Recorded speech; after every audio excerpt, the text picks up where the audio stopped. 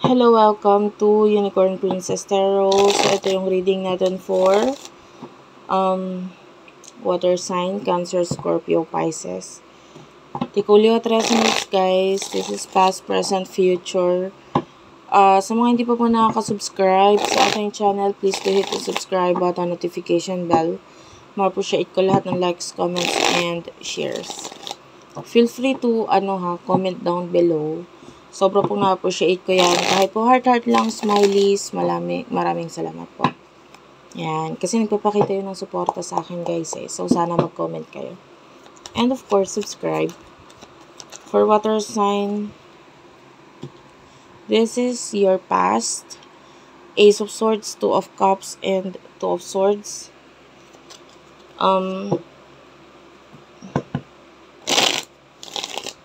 Kunin din natin yung sa present and then future.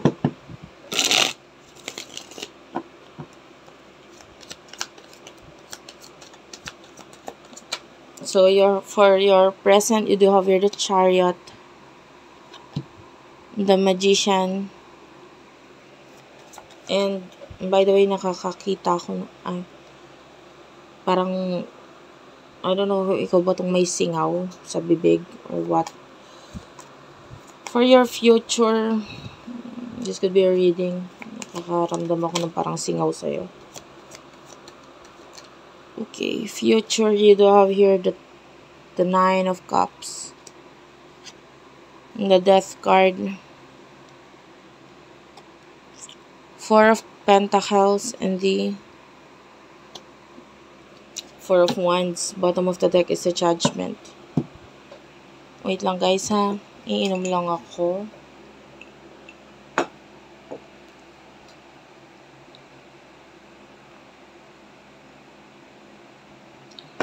Okay. So, anyway, dito sa bottom of the deck mo, this is the Judgment and the Emperor.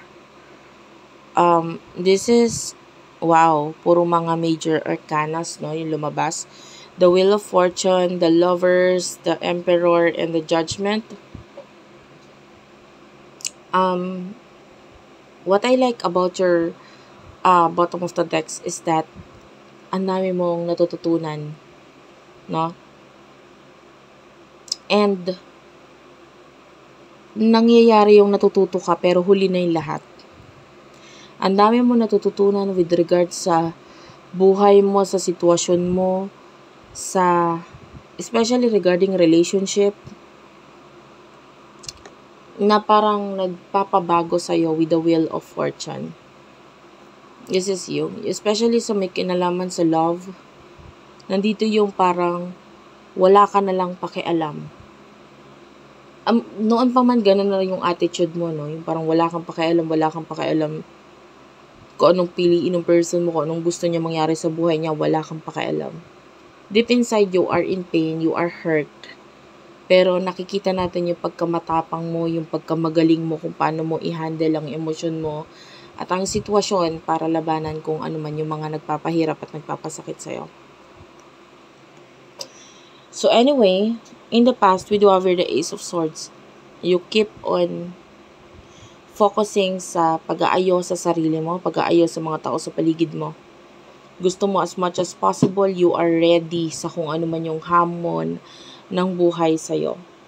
With regards to love, so I told you nga, with the Two of Cups, wala kang pakialam. Nagmamatapang ka, parang inaaya mo na lang na parang sinasabi mo, hindi, choice niya, gusto niya yun, bahala siya.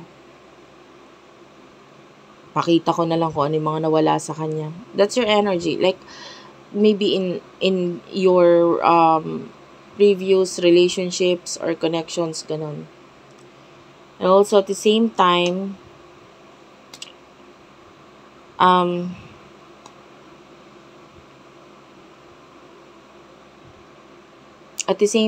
pagdating sa work or career,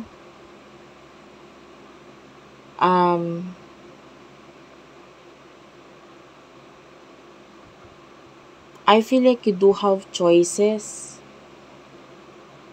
Pero ikaw rin yung may kakayahan or ikaw rin yung may choice talaga kung ano yung pipiliin mo, kung ano yung larangan na or path na tatahakin mo in the past. So, ang mas pinipili mo might be is yung kung ano yung makakapagpa-ayos sa'yo. Kung saan ka mas mag-grow. Kung saan mas malaki yung, sabihin na natin, yung kikitain or whatever. Or kung saan yung mas mag-grow ka talaga, doon ka. And then, nakikita natin na once na umalis ka sa isang sitwasyon, doon na-realize ng mga tao sa paligid mo kung ano yung mga nawawala sa kanila. Whether sa relationship, whether sa career. So, pag ikaw ay pinalis or umalis sa isang career, nakikita ng mga tao doon kung sayang, nandun yung panghihinayang, nandun yung gusto nilang pag bumalik ka. And also, sa mga previous relationship, meron din mga ganon situation. Present moment, I can see you with the Chariot and the Magician and the Justice card. 3 major arcana sa naman yan. Sa ngayon, you're hurting someone with the truth. Okay? Pwedeng kung ano yung napili mo, kung ano yung desisyon mo sa buhay mo, nasasabi mo dito sa taong to, and hindi mo namamalaya na sasaktan mo siya. This person wants to reach out, pero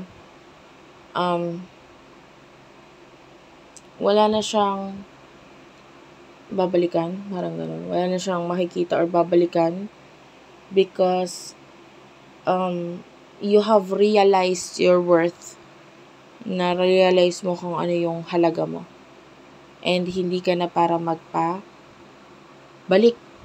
O yung iba, kung may panlolokong ginawa in the past, so hindi ka na para magpaloko dito sa person na to. Enough is enough.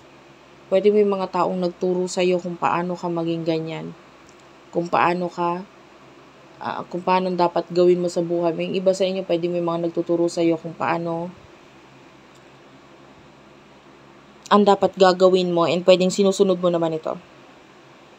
The Chariot is here, that is Cancer energy. So that is you walking away, leaving everything na nang iwan sa'yo, okay? Umalis sa'yo or inalis sa buhay mo.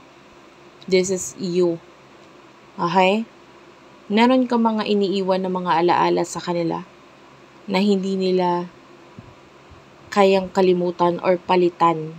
Okay? Pagdating sa career, ganun din. So, in the future, we do have here the 9 of Cups and the Death card. A lot of people will be looking for you, pero hindi ka na nila makikita because with the Death card, this is you focusing on your new beginnings. Once na naiwan mo na, natapos na, hindi ka na para balikan pa. For what I can see here, this is you na parang pag sinabing wala na, wala na. Okay, so in the future, hindi ko nakikita magkakaroon ng pagbabalik sa kung ano man yung minsan nang dumating sa buhay mo. Like maybe an ex, past connections, or maybe mga bagay na inalisan mo na hindi ko na nakikita babalikan mo pa. Okay? And marami ang maghahanap sa'yo. Marami ang gustong makita ka. Maraming gustong makipag-usap sa'yo. Sinabi ko nga, regarding sa love, regarding sa career, pareho. And in the future, you do have here the 4 of Pentacles. You will be saving money and maaaring kasi may something na naghihintay para sa'yo na mas magbibigay pa ng stability sa'yo. But you have to save money, no?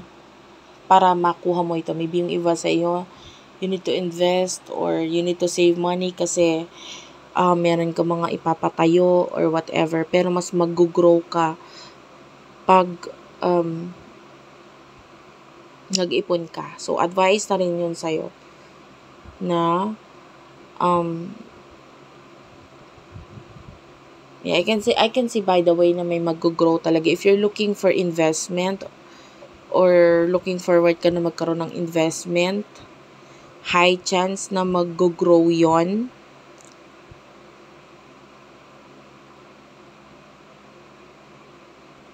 Yeah. Pero yun ay kung nakapag-ipon ka. So, in the future, ngayon pa lang, advice na is mag-ipon ka talaga. Kasi may paglalaanan ka. Meron ka something na ipapatayo or i-invest. Maybe para sa sarili mo. Natiyak namang mag-grow para sa'yo. Okay? So, yun. More on money yung nakita natin na focus mo in the future. Kasi with regards to love, medyo nakapikit ka pa. So, yeah. Thank you for watching, guys. I love you all and bye-bye.